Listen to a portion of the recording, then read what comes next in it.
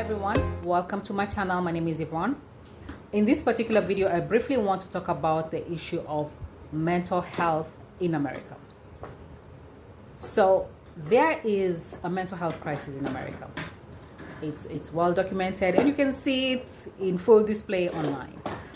So a lot of that is real.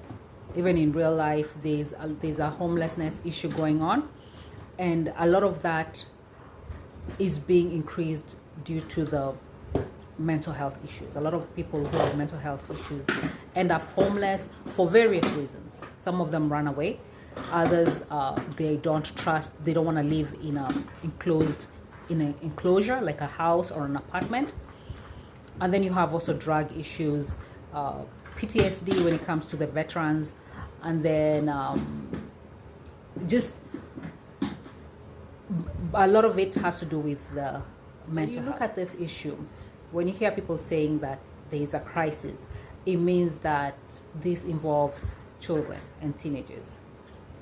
So there is need for early intervention. I do believe that's the part where the government needs to step in. The other part, when it comes to homelessness and other interventions when it comes to that particular group, people who with mental health crisis, the government does not need to step in all the way. Part of that needs to be handled by the church. There is part of it that needs to be handled by the NGOs and basically the community. There needs to be, of course, education, more information out there to help, for example, parents who are dealing with children with mental health issues, and they themselves, because part of it is hereditary. They themselves have mental health issues, they have children. There needs to be some sort of education and training, of course, provided to law enforcement, which I thought they got training on how to deal with mental health issues. Basically, if it's a veteran, call the veteran hotline. But I don't know what's going on, because it appears that they did cut the funding that was being used to pay, some of the suicide hotlines. So that needs to be reinstated, and but there is need for the private sector and individuals to jump in solving this particular situation, because the government can only go so far. And there's a part whereby you don't want the government there, because the way people in government think is not, a lot of it lacks the empathy factor. So because of that, you don't want the church and the NGOs to jump in and assist the situation, as opposed to have the government take over the homelessness issue, have the government take over trying to basically reduce the mental health crisis. Mental health is not a very well researched basically sector.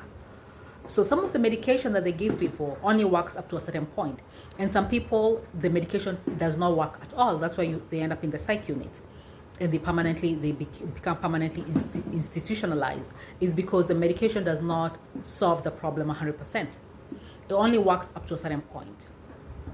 Hence why I'm saying there needs to be also more research, more funding for research when it comes to mental health, and more funding for alternative ways of basically dealing with things like anxiety, depression. There needs to be more introduction of more alternative methods that is not just medication.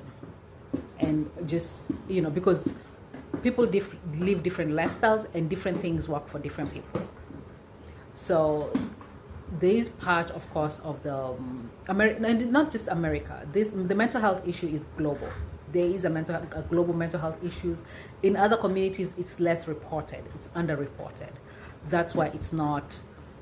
You don't hear people talking so much about it. But there is mental health issues globally, and there needs to be more research. There need to be more information out there available for people in terms of alternative ways to deal with a mental health crisis, and also to help people who are struggling before they reach to a point whereby it's a point of no return.